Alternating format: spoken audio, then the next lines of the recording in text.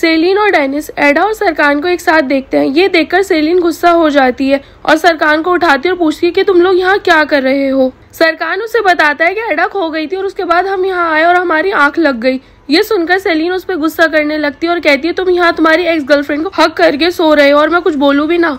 आज मेरा बर्थडे था और मैं केक कट करने वाली थी, लेकिन तुम मुझे वहाँ अकेला छोड़कर अपनी एक्स गर्लफ्रेंड को ढूंढने चले गए और अब यहाँ इसको हक कर सो रहे हो। और ये बोलकर वहाँ से चली जाती है और सरकान भी उसके पीछे जाता है। उनके वहाँ से जाने के बाद डेनिस एडा से पूछता है क्या तुम ठीक हो। एडा उसे बताती है कि मैं गिर गई थी और मुझे चोट लग गई जिसकी वजह से मुझे बहुत दर्द हो रहा था और फिर सरकान ने मुझे ढूंढा और उसके बाद हम यहाँ आ गए।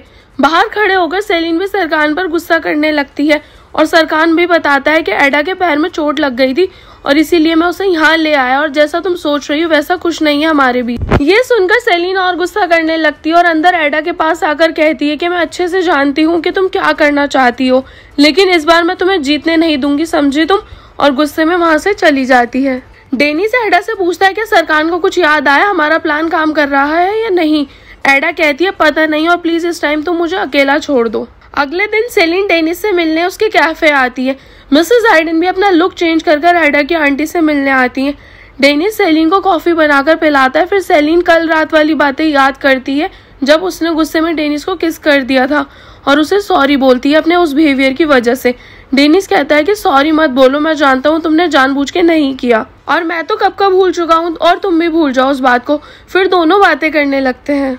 एडा और सरकान भी ऑफिस आते हैं और सरकान एडा को देखने लगता है। एडा कहती है कि तुम मुझे ऐसा क्यों देख रहे हो, हमने कुछ गलत नहीं किया, वहाँ ठंड लगी थी और हम सो गए, दैट्स इट, और इसमें हमारी कोई गलती नहीं है। सरकान कहता है कि बहुत जल्दी हम दोनों की शादी होने वाली है, वो भी किसी और से। सेलिन भी अपने कैबिन में जाकर अपना सामान पैक कर रही होती है और पेरिल वहाँ आकर उससे पूछती है कि तुम कहाँ जा रही हो।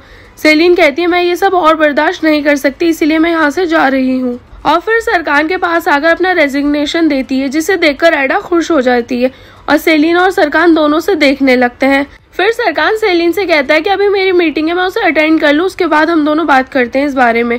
मिस साइफर कहती है कि मुझे यकीन नहीं आ रहा एलेक्स मुझे ऐसे कैसे धोखा दे सकता है। ये सुनकर मिसेस आइडन कहती है वो हम दोनों के साथ खेल रहा था तो उसके लिए मरना ही बेहतर था। उनकी बातें सुनकर मिस साइफर कहती है तुम तो सच में ही किलर बन गई हो, बिल्कुल भी पछतावा नहीं हो रहा तुम्हें। मिसेस आइडन कहती है तुम भी मेरे साथ बराबर की हिस्सेदार थी, अगर मैं जेल गई तो तुम भी मेरे साथ ही जाओगी। सरकार मीटिंग में सबके सामने सेलिन को कंपनी के 5% शेयर्स देता है। एडा कहती है ये सब क्या चल रहा है यहाँ।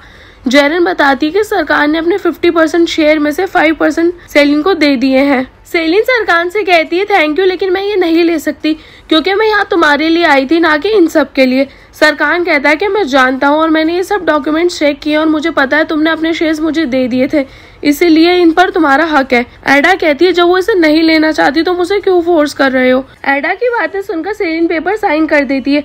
एडा सरकार से कहती है तुम्हें इस बारे में हमें कम से कम बताना तो चाहिए था। फेरिड भी यही कहता है। जेरन कहती है कोई भी अपनी मर्जी से अपनी कंपनी के शेयर्स किसी को भी दे सकता है, ये उसकी चॉइस है। सरकार भी कहता है कि सेलिन कोई अजनबी नहीं है और ये शेयर्स उसी के थे और इनफैक्ट ये कंपनी मेरे और सेलिन दोनों के डैड ने एक साथ बनाई थी। बाद में एडा जेरन के पास आती है और कहती है मुझे तुमसे ये उम्मीद नहीं थी।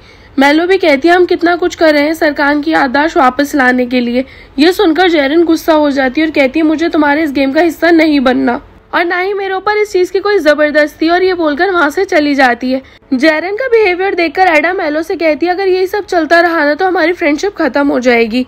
मिस साइफर कहती है मैं क्यों जेल जाऊंगी, मैंने थोड़ी तुमसे बोला था किसी का मर्डर करने के लिए। मिसेस आइडन कहती है बहुत देर हो गई और हम दोनों इसमें बराबर के जिम्मेदार हैं। बाद में सरकार एडा के पास आता है और एडा उससे कहती है कि उस रात की वजह से तुम सेलिन को शेयर्स नहीं दे सकते।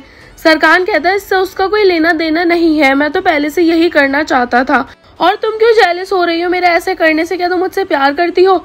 एडा कहती है नहीं, तुम मुझे भूल गए हो और मैं तुम्हें। बाद में एंगिन सरकार के कैबिन में आता है और एडा की शादी का कार्ड देखता है और सरकार से पूछता है क्या तुम अभी तक भी एडा को नहीं भूले। सरकार कहता है नहीं, मुझे बस हर टाइम उसका ही ख्याल आता है और मुझे समझ नहीं आ रहा कि मेरे साथ ये क्यों हो रहा है। एकदम से मुझे पास का कुछ याद आता है और मुझे समझ नहीं आता कि वो सच है या नहीं, मैं बहुत कंफ्यूज हूँ। एंगिन कहता है जरूर कोई मतलब होगा इन सब बातों का, तुम एडा से बात करो और उससे प्यार करते हो तो उसके पास लौट जाओ। मिसेस आइडन, सेफी और मिस साइफर तीनों घर से बाहर आते हैं और कहते हैं हम लोग तीनों एक साथ रेस्टोरेंट जाएंगे लंच करने और वहाँ जाकर एलेक्स के बारे में पूछेंगे। मिस आइफर कहती है और वहाँ जाकर हम लोग कोई भी गड़बड़ नहीं करेंगे जिससे उन लोगों को हमारे ऊपर शक हो। बाद में एडा फ्लावर शॉप पर काम कर रही होती है और सरकान वहाँ आता है और एडा को देखकर उसको वो सीन याद आता है जब उसने एडा को इटली जाने से रोका था और उसे प्रपोज किया था और वो दोनों बात करने लगते हैं। एडा उससे पूछती है तुम यहाँ कैसे? सरकान कहता है मैं सीरियस से मिलने आया हूँ। सेलिन एरदम से पूछती है कि सरकान कहाँ गया है। एरदम बताता है कि वो एडा के बारे में पूछ रहे थे, शायद वो फ्लावर शॉप गए होंगे एडा से मिलने।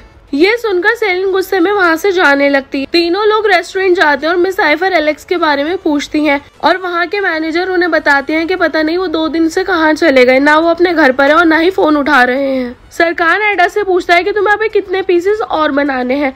एडा कहती है इसे टेरेरियम कहते हैं और तुमने मेरे लिए पहले भी बनाया है। सरकान कहता है ये इम्पॉसिबल है। एडा कहती है मेरे पास इस बात का प्रूफ है और मुझे 50 पीसेस और बनाने हैं, इसके क्या तुम मेरी हेल्प कर सकते हो?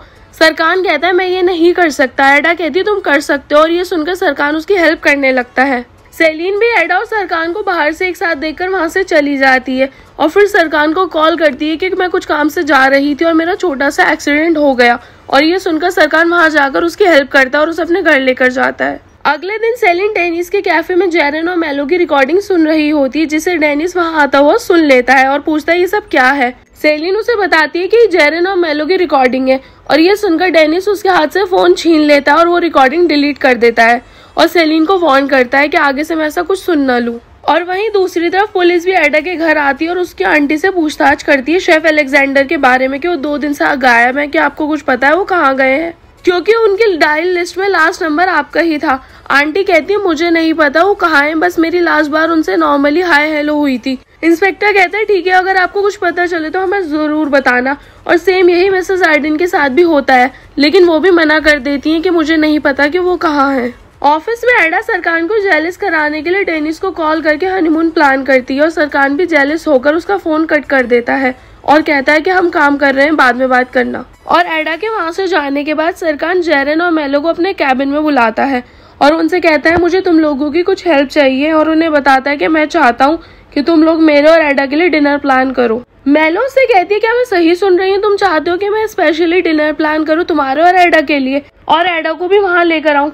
सरकान पूछता है हाँ क्या तुम दोनों ये कर लोगी? मेलो कहती है हाँ जरूर, क्यों नहीं। और घर आकर मेलो एडा को डिनर के लिए कन्विंस करती है। ये सुनकर आंटी कहती है मैं भी साथ जाऊंगी तुम लोगों के, पर मेलो उन्हें अकेले में बताती है कि सरकान ने एडा के लिए सरप्राइज डिनर प्लान किया है, इसीलिए हम लोग वहाँ नहीं जा सकते। और वहीं दूसरी तरफ सेलिन में सरकान के घर आती है और सरकान उससे कहता है कि मुझे कहीं जाना है, कुछ जरूरी काम है। ये सुनकर सेलिन वहाँ से चली जाती है और मेलो भी एडा को लेकर रेस्टोरेंट आती है। सरकान भी रेस्टोरेंट आता है और सेलिन भी उसका पीछा करते हुए वहाँ आ जाती है और अंदर जाकर सरकान एडा को वहाँ देखकर उसे अचानक से किस कर लेता है।